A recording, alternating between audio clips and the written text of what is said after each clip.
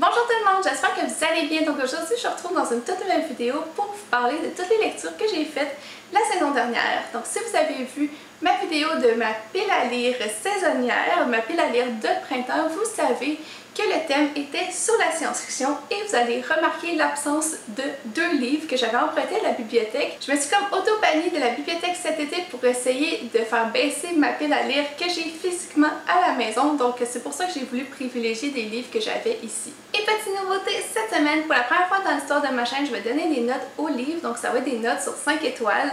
Bon, je sais que c'est pas vraiment dans mes habitudes de faire ça, mais j'ai décidé de changer parce que je trouve que c'est vraiment pas pratique pour vous de juste vous donner j'aime, j'aime pas. Donc ça va vous faire un petit barème un peu plus clair de mon avis, de mon appréciation des livres. Donc c'est parti sans plus tarder. Et pour commencer, je vais parler de 2 services presse que j'ai reçus et dont je vous ai énormément parlé ces dernières semaines. Le premier, il s'agit de Warcross par Marie-Lou Audition Pocket Jeunesse. Et ensuite, j'ai aussi Le Gang des Prodiges par Marissa Meyer qui ont été 2 gros coups de cœur. Je ne vais pas m'attarder sur ces livres-là parce que je vous ai fait une vidéo entière pour chacun, vous donnant mon avis détaillé. Mais pour vous donner l'eau à la bouche, si vous n'avez pas vu ces vidéos-là, ce livre-là, Le Gang des Prodiges, c'est une histoire de super-héros. Et Warcross, c'est une histoire de jeu en réalité virtuelle. Donc si c'est des choses qui vous intéressent, vous irez voir les vidéos que j'ai faites spécialement pour ces livres-là.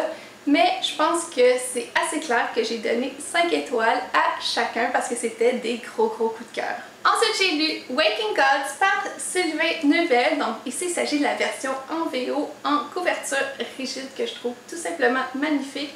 Je sais pas si j'ai déjà montré sur la chaîne, mais en dessous de la couverture, c'est juste trop beau. Donc évidemment, c'est le deuxième tome d'une série et je vais pas trop vous dire ce qui se passe dans ce livre-là parce que ça pourrait vous spoiler des éléments de l'histoire. Mais dans le premier tome, on va se retrouver sur notre planète dans un univers qui ressemble beaucoup au nôtre, à part qu'il y a des parties de robots géants qui sont retrouvées un peu partout sur la planète.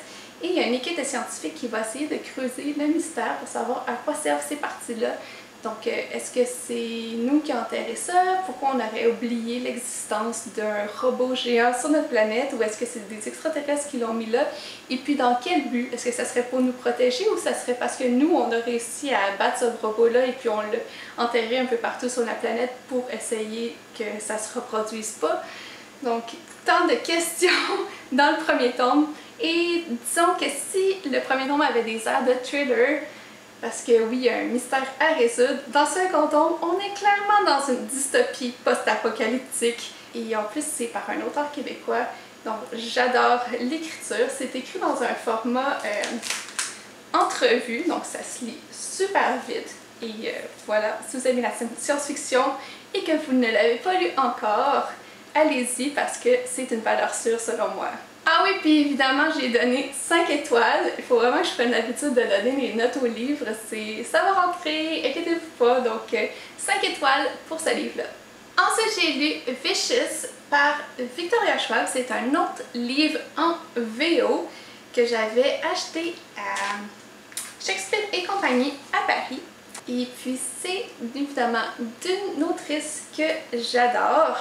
J'avais jamais lu encore cette série-là parce que oui, au début c'était censé être un one-shot et puis elle vient d'écrire la suite qui va sortir cet automne. C'est un récit très sombre de 2 amis qui étudient en sciences et qui se demandent si ça existe vraiment des personnes avec des super pouvoirs. Et pour savoir si ça existe vraiment, ils vont faire des tests sur leur propre corps. Des tests qui s'avèrent un peu étranges parce que ça va être des tests savoir si les super pouvoirs ça vient des expériences qui sont des expériences de mort imminente. C'est une partie du livre qui, disons moi, m'a pas attirée à la base parce que je trouvais ça vraiment lourd, vraiment sombre. Mais plus l'histoire avance et plus on se demande qu'est-ce qui s'est passé parce que on a 2 héros, on a Victor et on a Ellie. Et Victor sort de prison 10 ans plus tard et il déteste Ellie qui était son meilleur ami à l'époque. Donc qu'est-ce qui s'est passé? C'est ce que vous allez savoir en lisant ce livre. J'ai donné 4 étoiles mais honnêtement ça n'a pas passé loin du coup de cœur et j'ai vraiment hâte d'avoir le deuxième tome entre les mains qui sort, je pense, en automne prochain et qui va s'appeler Vengeful. Ensuite de ça, j'ai lu Red Rising par Pierce Brown. Donc ici, on est dans l'espace, on est sur Mars. Et on va suivre un jeune homme qui s'appelle Darrow et qui travaille dans des mines, dans le fond, sous la surface de Mars. Dans cet univers-là, il y a 13 castes différentes. Et évidemment, on ne peut pas vraiment changer de caste. Darrow fait partie de la caste rouge, qui est vraiment la caste des esclaves, et on va monter graduellement jusqu'à la caste or, qui est la caste des dirigeants. Darrow s'est fait dire toute sa vie qu'il fallait qu'il mine un certain gaz pour rendre possible la survie sur Mars, donc pour créer une atmosphère à cette planète-là qui rendrait vivable et qui pourrait être colonisée par les autres castes. Mais Darrow va vite s'apercevoir que c'était un superfuge et puis que ça fait déjà des centaines d'années que Mars est déjà habité. Évidemment, Darrow va vouloir se rebeller, va s'allier avec des gens de la résistance. Donc, pour vrai, je peux pas vous en dire plus parce que j'ai pas fini ce livre-là. J'ai donné juste une étoile parce que je l'ai pas fini. Je peux pas vraiment le noter, mais pour moi ça l'a vraiment pas fait. Donc j'ai pas continué ma lecture et je pense pas poursuivre non plus. En plus, je me suis dit, bon, c'est une série de 6 tomes. Est-ce que je me tape vraiment tous ces livres-là pour me rendre compte au final que j'aime pas vraiment cette histoire-là? Si vous aimez la dystopie, vous aimez les histoires qui se passent dans l'espace, sur d'autres planètes, vous aimez des aspects de rébellion, donc si c'est des choses qui vous intéressent, vous pourrez donner une chance à Red Rising. En plus, je pense qu'il a été traduit en français, donc il n'y a pas de problème si vous ne le lisez pas en VO. Ensuite de ça, pour le dernier livre que j'ai lu en version physique, après ça on va passer au e-book que j'ai lu sur ma liseuse. Il s'agit de La Sentence de verre par S.E. Grove. C'est le premier tome de la série Les Cartographes aux éditions ADA. Donc, dans ce livre-là, on va suivre une jeune fille qui s'appelle Sophia et qui habite en Nouvel-Occident. Dans ce monde-là, il y a eu un événement qu'on appelle le Grand Bouleversement qui a envoyé tous les continents dans différentes époques. Donc, autour de Boston, au Nouvel-Occident, on est en 1800 environ. En Europe, on est à la Renaissance. Au Canada, on est à la préhistoire. Et on peut même avoir d'autres pays, d'autres continents qui sont dans des époques très lointaines dans le futur.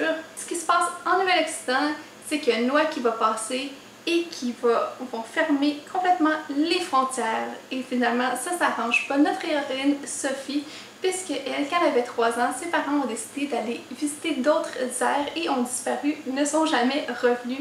Depuis ce temps, elle vit avec son oncle Shadrach, qui est le plus grand cartographe du monde, presque, ou du moins du Nouvel-Occident. Pour pouvoir retrouver ses parents, elle va devoir quitter le Nouvel-Occident puisque ce dernier va fermer ses frontières et elle va rencontrer quelqu'un qui vient de l'ère triple, donc environ, ça se trouve autour du Mexique. Avec son amie, Sophie va quitter le Nouvel-Occident, mais ce ne sera pas aussi simple que ça puisqu'ils vont s'apercevoir en chemin qu'ils sont poursuivis par un groupe sectaire qui en veulent à Sophie, mais surtout à son oncle, qui détiennent le secret d'une carte unique au monde qui permettrait de pouvoir remettre tous les continents dans la même ère comme avant le grand bouleversement. Mais sinon, il y a des éléments qui m'ont déplu, il y a des monstres assez glauques qui m'ont donné des frissons dans le dos.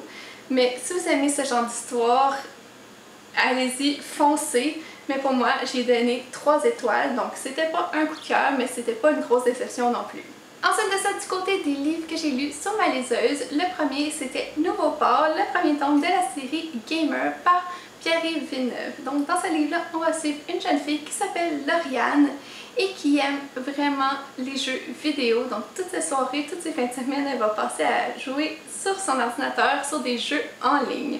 Donc cette jeune fille qui a environ 13-14 ans vit avec son père en région et d'un jour à l'autre, elle va devoir déménager dans une grande ville que je suppose être Montréal. Donc il y a beaucoup de détails qui font penser que c'est Montréal, même si c'est jamais mentionné. Les chapitres sont scindés en 2 trames narratives. On a évidemment quand Lauriane joue en ligne dans ses jeux et on a Lauriane qui s'adapte à sa nouvelle vie et à sa nouvelle école. Moi, avant de lire ce livre-là, j'étais convaincue que c'était de la science-fiction. Je m'attendais à un livre qui se passe beaucoup plus dans l'univers du jeu vidéo en tant que tel, un peu comme Ready Player One ou Warcross. On a plusieurs chapitres qui se passent dans l'univers des jeux vidéo avec des intrigues, du mystère, des personnages assez étranges, mais ça donne jamais de suite, donc on les revoit jamais dans l'histoire où le mystère n'est jamais clarifié. Donc c'est vraiment des chapitres qui sont là pour couper avec le monde réel, mais sans pour autant amener quelque chose de plus à l'histoire, donc à part le côté très gamer de Lauriane. Donc pour cette raison, j'ai donné 3 étoiles, mais j'avoue que la fin m'a quand même donné envie de continuer la série. Donc je vais peut-être prendre le deuxième tome parce que je veux vraiment savoir ce qui se passe après. Ensuite de ça, j'ai lu le premier tome de la série Le Chaos en marche, La voix du couteau par Patrick Ness. Dans ce livre-là, on est dans une dystopie et on va suivre un jeune homme qui s'appelle Todd. Todd habite dans un village où il y a juste des hommes et, petite particularité assez étrange, tous les hommes peuvent entendre les pensées de tout le monde. Et un beau jour, pas très loin du village, Todd va trouver un endroit où règne un silence total, ce qui ne lui est jamais arrivé de toute sa vie de petit garçon de 13 ans. Donc, il va revenir au village et évidemment, tout le monde va voir dans son bruit, dans toutes ses pensées, qu'il a rencontré un endroit où il n'y avait rien du tout. Et ses parents vont lui dire de juste se sauver parce que les gens de ce village-là, les hommes de ce village-là vont vouloir le tuer.